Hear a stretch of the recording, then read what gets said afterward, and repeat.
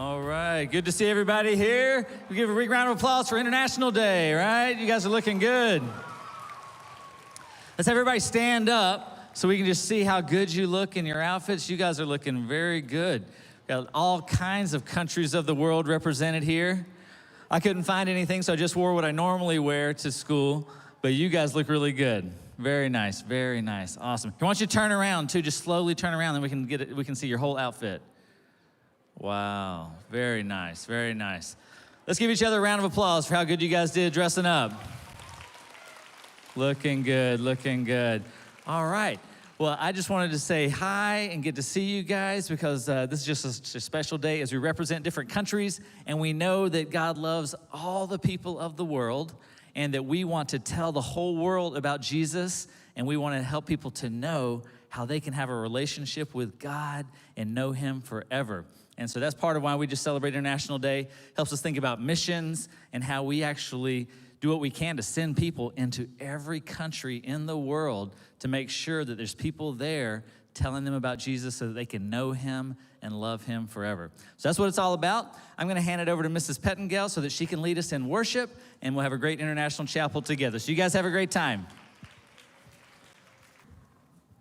Good morning. Hey guys, before we sit down, we would love to know what country you are from.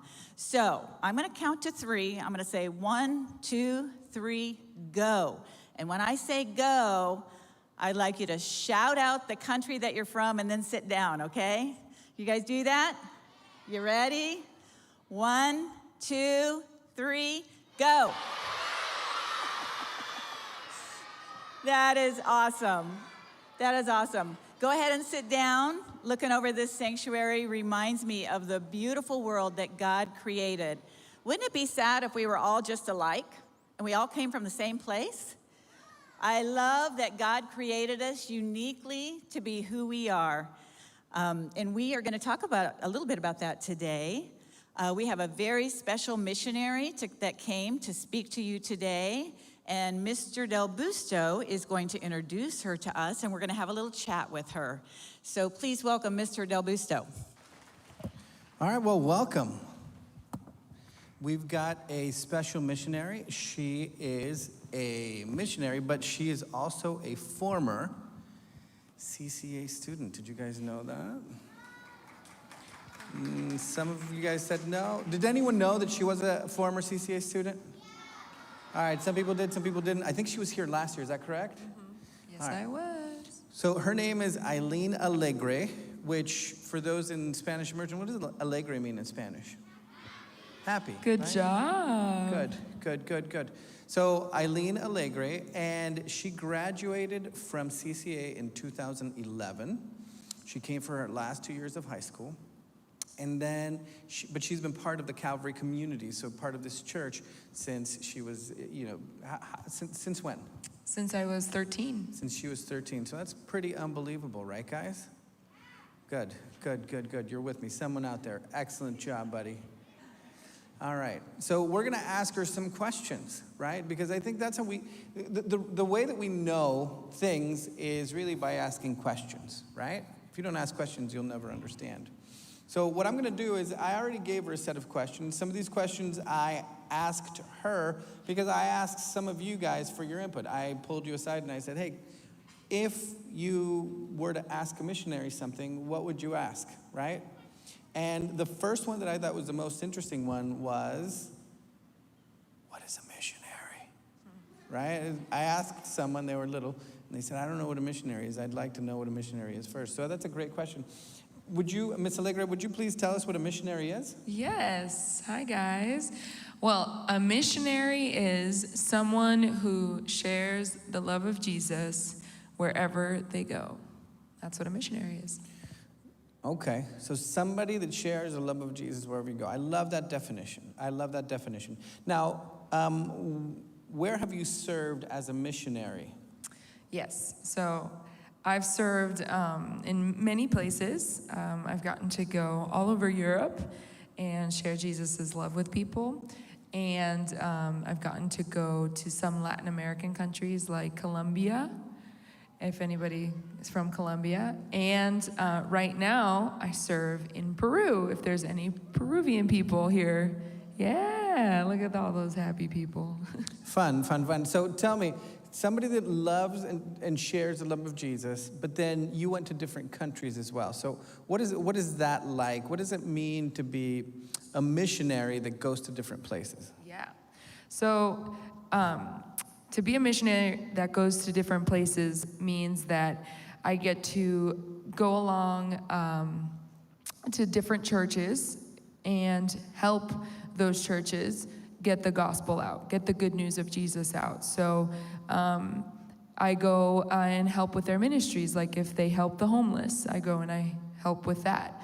Or if they go and visit an elderly home, I go and help with that. So it just means that I participate and just push the gospel even further in those nations that I go visit alongside a church. Nice. Now, we've got some pictures. Sean, I don't know if you could hear me, but if you could start rolling some of those pictures as well, that'd be great. And then maybe, as we talk, we could talk about some of these pictures. Okay, so I see what you were saying. You were saying that there's some, it looks like, tell me a little bit about that picture. Yeah, this is my favorite place where I live in Peru. I live in the mountains, and there is a convalescent home, which just means that it's a home for elderly, for grandmas and grandpas. But unfortunately, they are abandoned. So their family members are tired of taking care of them, and they leave them there. And they don't come visit. They don't pay for any of their needs. They just leave them there. So we, as a church, as the hands and feet of Jesus, we go and we sing with them, we get them dancing, we give them snacks, we bring them gifts, we love on them because nobody else does. Okay, perfect. And then what about that guy in the background right there with the swan diving? Tell me more about that guy. This was Emoji Day. This was our summer camp. We have a summer camp for kids your age every year, and this day we dressed up as emojis. Nice. Yeah. All right, perfect. Oh, that's Zombie Day. Zombie Day, okay. So kids come and they get to learn about Jesus, and they get to hear about what he's done for them, from all over our little city. Perfect. Yeah. Oh, that's right. the old folks home again. Okay, so that's the convalescent home as well. All right. So now, I don't know if you've seen, but our background says lead, and then we've got, a sign here. So this year we're really focusing on leadership, right? And how each person in this room can be a leader, regardless of their age. Our Bible verse is 1 Timothy 4:12, where it says that people shouldn't look on you and not take you seriously because of your age, but, where we can be leaders. Now, I know that you're a leader wherever you go because we see by the pictures, you're you guys lead a summer camp, you love on old folks. But let me ask you something. Who is the most influential person? Maybe somebody that led you to be a missionary, or maybe somebody that influenced you to think outside of, I'm just going to go get a job at a company and, pursue a career, but rather somebody that just really led you into the mission field. Can it be two people? No, just one. I'm kidding. You could be two people. It could be as many as you want. It would be my parents. Your parents. Yes, they are missionaries as well, but they didn't start that way. They were very successful business people. And when I was 14, God told them to leave it all behind so that they could go serve in another city in Peru. And they took me along with them, and I saw what it means to serve, what it means to be a missionary, what it means to help others. And I also saw their sacrifice, and I saw how they left it all behind because Jesus told them to. And that really ministered to my heart, really changed my perspective, that I didn't have to go to college and that I didn't have to have a career if that wasn't what God had in store for me. So when I was 18, I was planning to go to college, and I was planning to have a career. I wanted to be an actress, actually. I wanted to move to California and be on TV and stuff like that. And that was my plan, to study and to have a career. And then I was encouraged to go on a missions trip, another one of them. And I went for 6 weeks to Europe, and that's where God told me that my call, or my, I guess, my destiny wasn't to have a career in that field, but rather to be a missionary as well. All right, well, that's nice.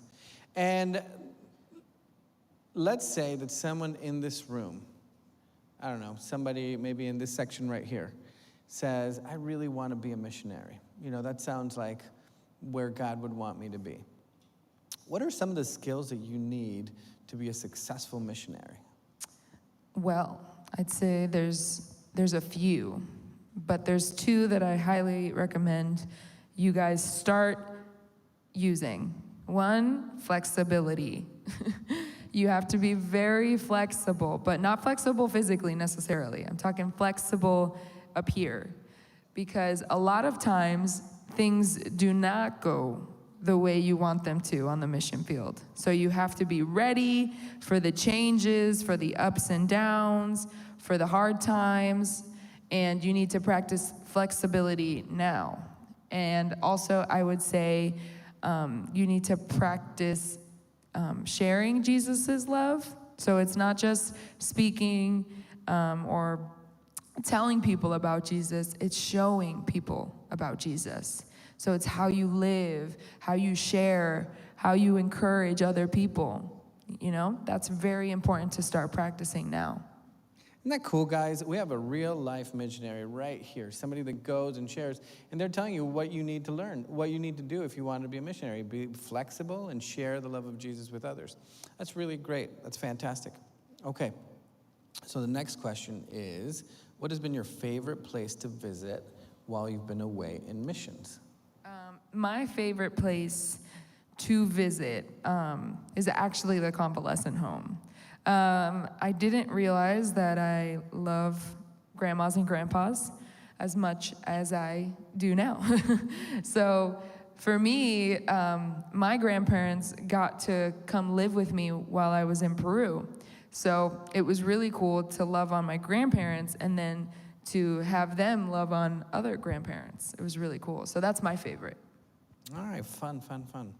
Okay, what is the biggest misunderstanding people have when you tell them that you are a missionary? The biggest misunderstanding is that we all suffer and we all are miserable.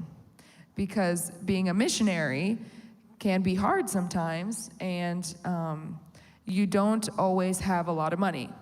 So people think that we're always sad and we're always and it's not true. We're very happy. We are blessed. God provides for everything that we need, and we have a lot of fun. As you can see from the pictures, we have a lot of fun, and we get to enjoy life, so it's really good. All right, so I'm going to go a little bit deeper there. So how does a missionary make their money? A missionary makes their money through donations. So basically, I send out newsletters, I send out updates, which are papers that say what God is doing in Cahabamba, which is where I live, what miracles happened, what we need prayer for, and any of my personal needs, and people will donate to an account that I have that's tax deductible, and they will support me in that way. And it's really cool because there's been times, for example, for me to come here, I need a car. You can't go anywhere in South Florida without a car. So I put out in my newsletter, hey guys, please pray because I need a car for the 2 months that I'm here. But I don't have one, so please pray for me, but also let me know if you have one. I got an email the next day that they had a car for me for all the time that I'm here. So, God always provides, whether through money or through actual objects, and always through prayer. We have constant support through prayer. Nice. So some people in here, right, in this room will become missionaries. I have no doubt. Because every Amen. time we, out of every group that we've seen graduated here, there are people that go on short-term and long-term mission trips. But I think every one of us can support financially a church and missionaries.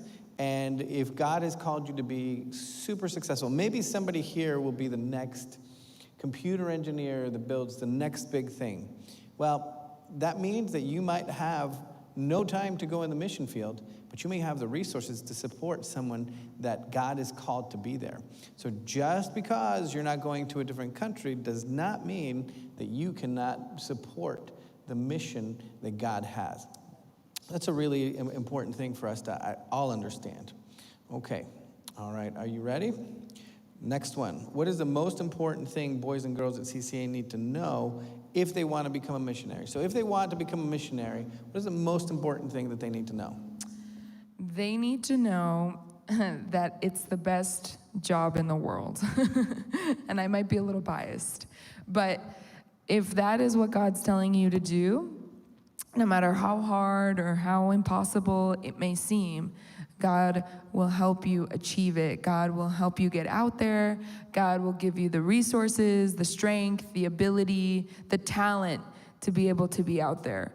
And when He does, and you see how His power works through you, it's really cool. And it's the best experience, and it helps you grow in your relationship with Jesus. So really, it's all about trust, right? Yes. It's all about trusting God. It's all about trust. Okay. All right. Okay, this one's super important question. I don't know if you're ready to answer this one. I'm ready. All right. What is your favorite food you've had in the mission field? My favorite food, my all-time favorite, is Peruvian food, basically in general. Peruvian food is the best food out there. There's some claps over there, they get it. Peruvian food, there, look at them, they all know. It's a known fact. Peruvian food, thank you, yes, let's clap for it. Peruvian food is amazing. Big hand for Peruvian food.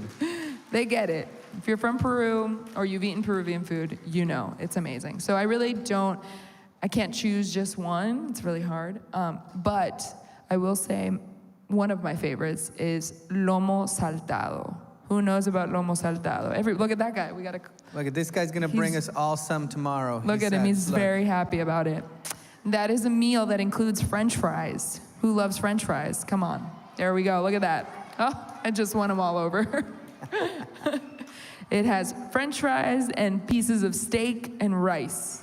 I know, right? It's a game changer. Gosh, that sounds super good. Look at that. Okay, did you guys know that people travel to Peru just to vacation and to eat? Did you guys know that? That's not something that everyone knows, but people travel to Peru. It's like what is it? Culinary experience. tourism. Yeah, it's like culinary tourism. I've done it. Yeah. Yeah. I travel all over the place to eat also. You need to go to Peru. Have you gone to Peru? Yeah, I think that would be. I have not been there. Maybe soon. Post-COVID, you should. Post-COVID. Okay, now that was the best food you've ever had in the mission field. Now this comes from a 5th grade boy, right? What is the grossest thing? I asked 2 at the same time. Okay. One said, what is your favorite food that you've had? One wants to know what the grossest food you've ever had to eat. So tell us about that experience.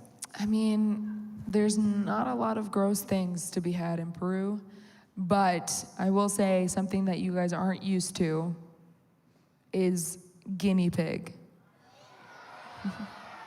I tried to find a picture of it, but I couldn't. I was like so mad. I have many pictures, I just couldn't find one. But we eat guinea pig a lot, all the time. It's not a mascot for us. I'm sorry. How many people have a guinea pig here as a pet? All right, we got a couple. Can you get a show of hands? Okay. Do you want to donate it to me so I can cook it up? So just No? keep your pets away from Miss Alegria. She seems nice. I wouldn't trust her around a guinea pig. Don't trust me with a guinea pig. Don't. So, It's not okay, let's recommended. go a little bit deeper on this. What does it taste like? What does a guinea pig taste like? It tastes, I don't know, like gamey. There's not a lot of meat on it. There's a few people in here that have tried it. No? Nobody? Have you tried James it? Red? James Nico Red, have has you had tried guinea it. pig? Nico has tried it. He's tried it. Look, he's wearing a Peruvian shirt. No. Yeah, it's really good. There's just a lot of bone, lots of bone, and probably like 5 pieces of meat. It's really hard to like really get full on it. And they serve it with potatoes, and there's always rice. I mean, you can't have a meal without rice. And yeah. All right, so I could imagine it's like chicken wings, you know, where you have to have a lot of them to get full, so you might have to have a lot of guinea pigs. Yeah, but they're a delicacy in Peru, so it's really expensive. Really? Yep, they're really expensive. So one of them will cost you I can't compare it to here because our money is a lot less, but it's really expensive. For Peruvians to eat guinea pig, it's like, whoa. And if they make it for you, they love you. They really love you. All right. Well, listen, that's just one of those things that we need to realize. Different people eat different things, and guinea pig is on the menu in Peru. It's not in the menu here in the United States. If you come visit me, you'll get some guinea pig, for sure. Right. There you go. I don't know if that makes you all not want to come. Some folks are booking a trip. All right, last question.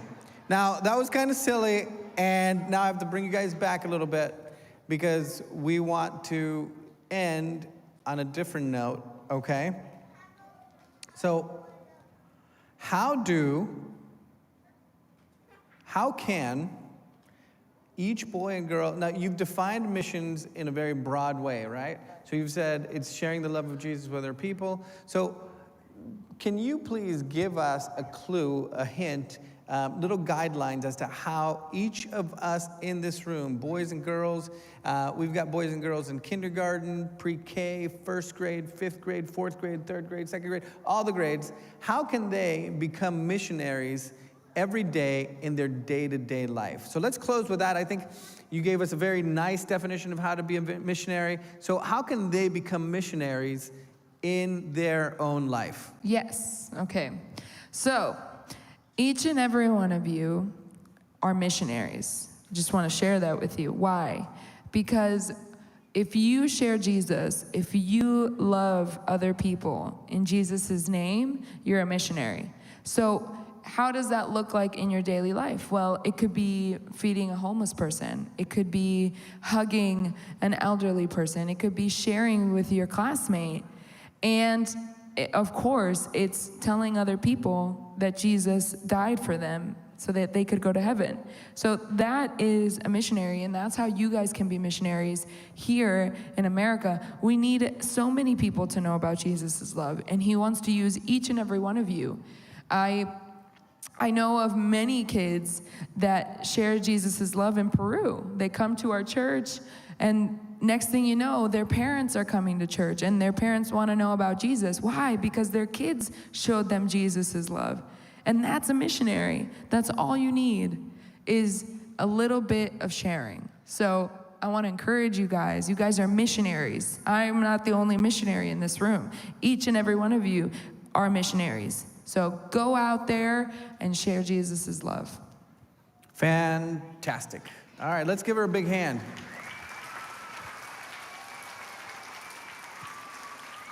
That was great. And I think we all can leave here with a mission in our heart to be better missionaries, to share the love of Jesus.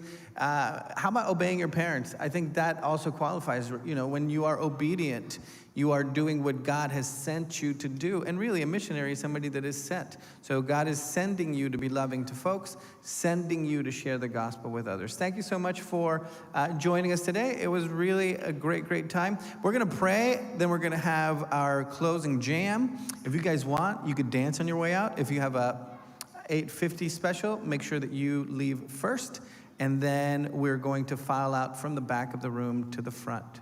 Do you want to pray for us? Sure. All right, Yes. Here we go.